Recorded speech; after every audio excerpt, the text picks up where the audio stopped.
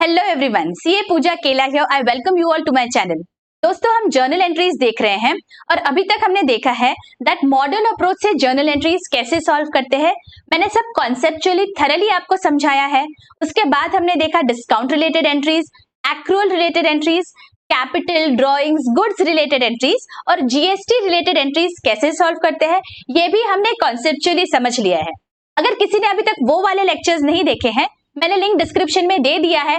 Please go through those lectures so that आपके जो basics है वो बहुत अच्छे से क्लियर हो जाएंगे। मैंने बहुत इजी टू अंडरस्टैंड लैंग्वेज में सब समझाया हुआ है। आज से हम जर्नल एंट्रीज के प्रैक्टिकल प्रॉब्लम सॉल्व करेंगे। आपकी ये जो महाराष्ट्र स्टेट बोर्ड की टेक्स्ट बुक है, इसमें से अगर किसी के पास ये वाली टेक्स्ट बुक नहीं है, नो नीड टू वरी, मैं स्क्रीनशॉट देने वाली हूं so that we can solve the sums together. आज हम प्रैक्टिकल प्रॉब्लम नंबर 1 देखेंगे ऑन पेज नंबर 84। तो लेट्स गेट स्टार्टेड। देखिए, स्क्रीन पे आपके सामने है problem. Generalized the following transactions in the books of Anand general merchants. तो हमें क्या करना है, पहले तो जर्नल का फॉर्मेट बनाना है।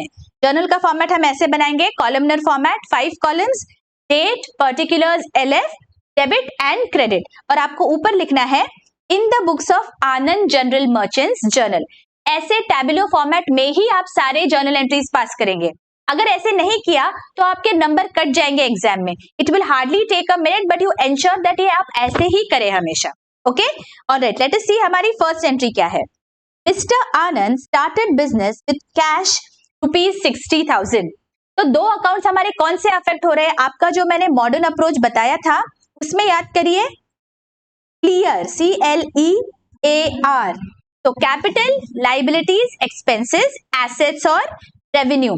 कैपिटल, लाइबिलिटीज और रेवेन्यू, इनको हमेशा बैलेंस होता है क्रेडिट, और एक्सपेंस और एसेट इनका हमेशा बैलेंस होता है डेबिट। ओके, ये हमें याद रखना है। Now let us start entries one by one. पहली एंट्री है आनंद स्टार्टेड बिजनेस विद कैश। तो कौन से दो अकाउंट्स अफेक्ट हो रहे हैं? एक तो कैश और दूसरा कैपिटल। कैश क्या है मेरा? कैश इज माय एसेट और कैपिटल इज कैपिटल। अगर एसेट का कौन सा बैलेंस होता है? देखिए, एसेट का हमेशा होता है डेबिट बैलेंस, और एसेट हमारे बिजनेस में आ रही है तो एसेट का बैलेंस बिजनेस में इंक्रीज हो रहा है। डेबिट को मुझे इंक्रीज करना है तो मुझे करना पड़ेगा डेबिट, और कैपिटल बिजनेस में आ रहा है, कैपिटल का हमेशा क्रेडिट बैलेंस होता है, बिजनेस में आ रहा है मतलब बैलेंस इंक्रीज होगा, तो कैपिटल को मैं करूंगी क्रेडिट। तो हमारी एंट्री आएगी on 1 April 2019, cash account debit to capital 60,000। तो let us write here 2019 April 1, our entry is cash account debit 3,000 to capital account 3,000। आपको नरेशन लिखना है, being cash brought in the business। ऐसे प्रॉपर नरेशन लिखेंगे तो ही आपका neat and clean presentation होगा। Okay, next देखो क्या है, परचेज गुड्स फॉर कैश 30,000। अभी कौन से दो अकाउंट्स अफेक्ट हो रहे हैं? एक तो कैश अकाउंट अफेक्ट हो रहा है और दूसरा अकाउंट परचेजेस, गुड्स परचेज हो रहे हैं। मेरा दूसरा अकाउंट अफेक्ट हो रहा है परचेजेस। करेक्ट। कैश क्या है? अभी हमने देखा cash is my asset and asset always has a debit balance. Correct. और परचेजेस आर क्या? परचेजेस एक्सपेंसेस है। एक्सपेंसेस का भी देखो हमेशा क्या होता है? डेबिट बैलेंस होता है। अभी क्या हो रहा है? परचेज हमारे बढ़ रहे हैं। अगर डेबिट बैलेंस को बढ़ाना है तो मुझे करना पड़ेगा डेबिट, और बिजनेस में से कैश बाहर जा रहा है मतलब कैश कम हो रहा है। अगर डेबिट बैलेंस को कम करना है तो करना पड़ेगा क्रेडिट। तो मेरी एंट्री क्या आएगी? On 5 April my entry will be purchases account debit 30,000 to cash. Let us write it here in the particulars column, purchases account debit 30,000 to cash account। और हम नरेशन क्या लिखेंगे?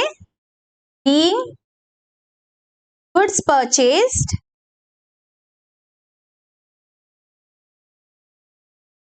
For cash. ऑलराइट, ओके, चलो आगे क्या है देखो। Next 7th को क्या है, sold goods of ₹10,000 to Suresh. तो कौन से दो अकाउंट्स अफेक्ट हो रहे हैं हमारे, एक तो सेल्स अफेक्ट हो रहा है, सोल्ड गुड्स है तो, और दूसरा क्या है, कैश बिजनेस में तो आ नहीं रही है, दूसरा अकाउंट हमारा सुरेश का अफेक्ट हो रहा है बिकॉज हमने उधारी पे माल बेचा है। तो दो अकाउंट्स हमारे, सेल्स एंड सुरेश। सेल्स कौन सा है हमारा account, sales is my revenue, we know that, and Suresh से पैसा मुझे फ्यूचर में आएगा, अभी तो नहीं मिला, ही बिकम्स माय डेटर। डेटर मतलब एसेट, राइट। रेवेन्यू का बैलेंस क्या होता है, क्लियर अप्रोच में याद करिए, revenue always has a credit balance और डेटर का हमेशा होता है डेबिट बैलेंस। अभी क्या हुआ है, सेल्स हुए हैं, राइट, इसका मतलब क्रेडिट बैलेंस मुझे इंक्रीज करना पड़ेगा, सेल्स बढ़ गए हैं तो क्रेडिट को इंक्रीज करना है तो हम करेंगे क्रेडिट, और डेटर भी हमारा बढ़ गया तो डेटर को इंक्रीज करना है तो हम करेंगे डेबिट। तो हमारी एंट्री आएगी Suresh account debit to sales 10,000 rupees. तो पर्टिकुलर्स कॉलम में चलते हैं और यहां पे लिखेंगे Suresh account debit 10,000, sales account 10,000, goods sold on credit, correct. All right, next क्या है देखो, purchased furniture from mister Govind on credit 30,000। तो यहाँ पे वापस हमारे कौन से दो अकाउंट्स अफेक्ट हो रहे हैं, यहाँ पे हमारा अफेक्ट हो रहा है, फर्स्ट इज फर्नीचर अकाउंट और दूसरा कैश तो बिजनेस से नहीं गया है, क्या मतलब गोविंद का अकाउंट हमारा अफेक्ट होगा, करेक्ट।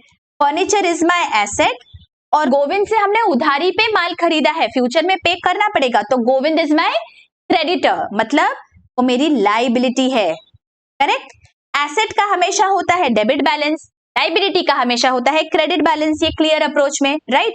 एसेट बिजनेस में आया तो एसेट का बैलेंस बढ़ गया, डेबिट का बैलेंस बढ़ाना है तो हमें करना पड़ेगा डेबिट, और हमारा क्रेडिटर भी बढ़ गया, राइट, हमने पैसे तो नहीं दिए, लाइबिलिटीज का बैलेंस बढ़ाना है, क्रेडिट का बैलेंस बढ़ाना है, करना पड़ेगा क्रेडिट। तो मेरी एंट्री क्या आएगी, furniture account debit to Govind, amount is 30,000। Let us write it here.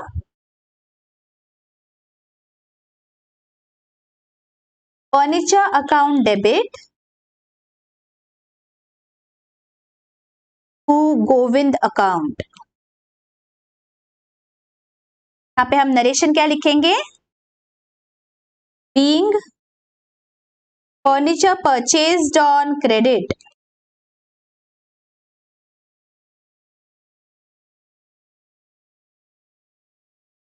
Correct. All right, चलो अभी आगे क्या है देखते हैं।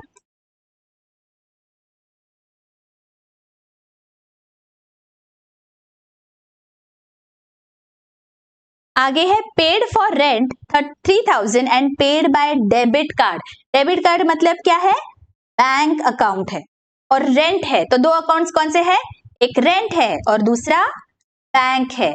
Rent is what, expense account है, ये क्लियर अप्रोच में, राइट, इज एन एक्सपेंस, और बैंक हमें पता है बैंक क्या है, एसेट है। एसेट और एक्सपेंस दोनों का भी ओपनिंग बैलेंस हमेशा डेबिट होता है। तो यहाँ पे क्या हो रहा है, मेरा एक्सपेंस बढ़ रहा है बिकॉज मैंने पेमेंट कर दिया, तो डेबिट को बढ़ाना है तो करना पड़ेगा डेबिट, और बैंक से पैसा गया मतलब मुझे एसेट को कम करना है, डेबिट बैलेंस को कम करना है तो करना पड़ेगा क्रेडिट। तो मेरी एंट्री क्या आएगी, rent account debit to bank, what is the amount, 3,000 rupees. So let us write it here.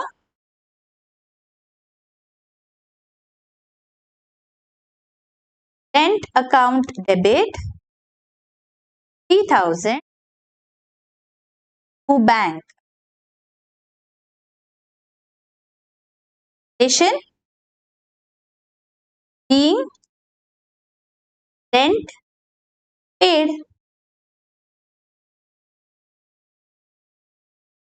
Alright? Okay. आगे क्या है देखो, purchase goods from Urmila on credit 70,000। कौन से दो अकाउंट्स अफेक्ट हो रहे हैं? हमने कैश परचेजेस देखे थे, तो तब हमने परचेज देखा था। So we know that purchase जब भी करते हैं हम गुड्स, तो हमारा एक अकाउंट कौन सा अफेक्ट होता है? परचेजेस, और परचेजेस को हमें करना पड़ता है डेबिट। यहाँ पे क्या हुआ है? कैश नहीं, क्रेडिट परचेजेस हुए, उधारी पे माल लिया है। किससे? उर्मिला से लिया है। तो फ्यूचर में उर्मिला को कभी हम पे करेंगे, right? Urmila becomes my creditor. Creditor मतलब वो मेरी लाइबिलिटी है। लाइबिलिटी मतलब क्रेडिट बैलेंस। अगर क्रेडिट बैलेंस को बढ़ाना है तो मुझे करना पड़ेगा क्रेडिट। तो मेरी एंट्री क्या आएगी? Purchases account debit to Urmila. Amount is how much? 70,000. So let us write it here. Purchases account debit 70,000 to Urmila. And narration: being goods purchased on credit.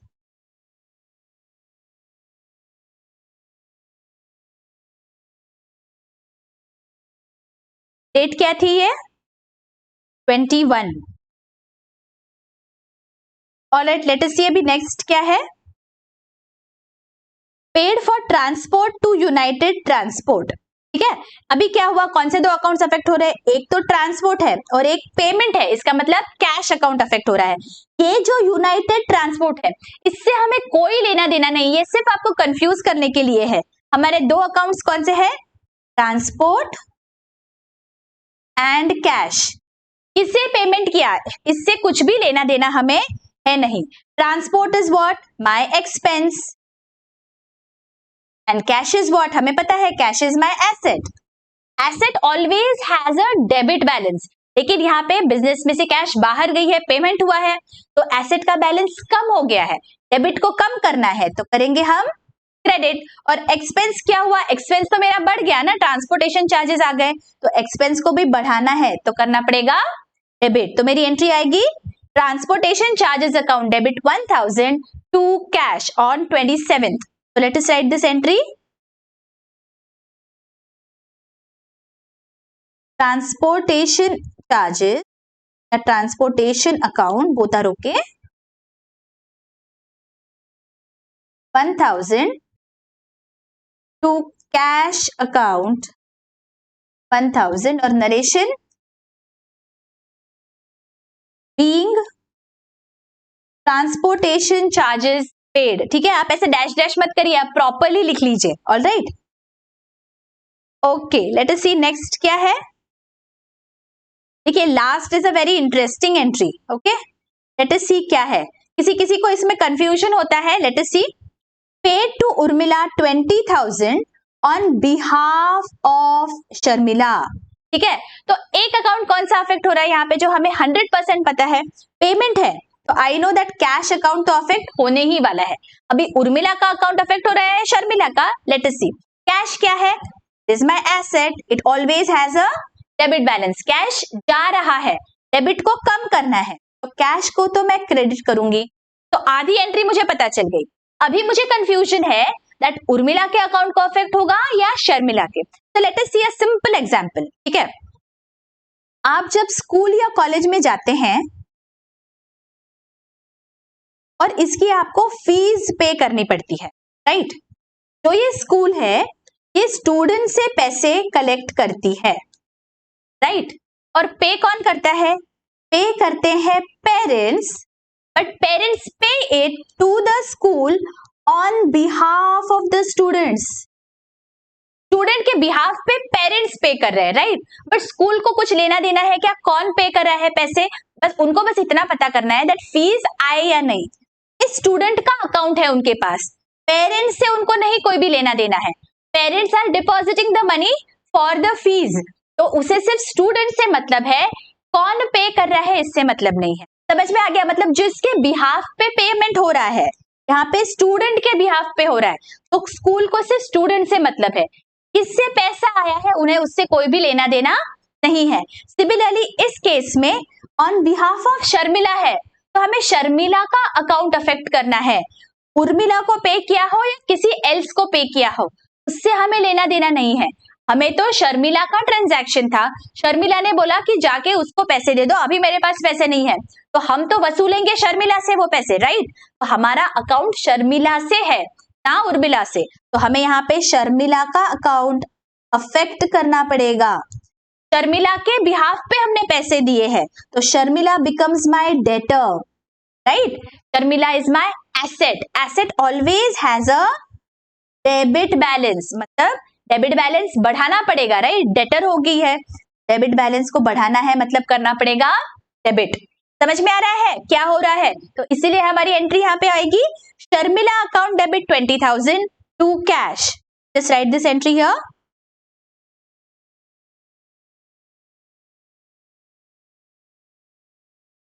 Sharmila account debit cash account.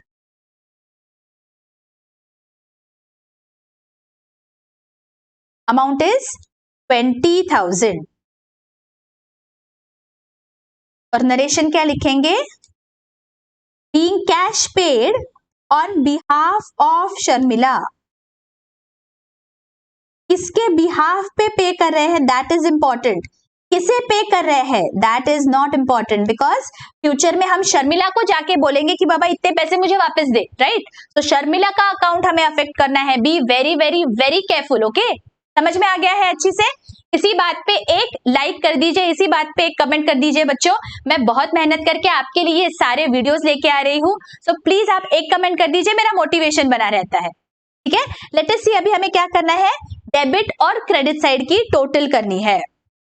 मेरी total आ रही है debit side की 2,24,000 और credit side की भी 2,24,000, correct. देखिए अभी हमारा ये सम नंबर 1 पूरा अच्छी से हो गया है। किसी को अगर कोई भी डाउट है बेझिझक आप कमेंट सेक्शन में पूछ लीजिए। मैंने एक पूरा प्लेलिस्ट बना के रखा है जर्नल से रिलेटेड सारे लेक्चर्स का, तो कोई भी डाउट है you can go through the basic lectures, revise. You have any further doubts do ask in the comment section. अभी मैं मिलूंगी आपको नेक्स्ट लेक्चर में जहां पे प्रॉब्लम नंबर 2 हम देखेंगे। Till then take care, bye bye.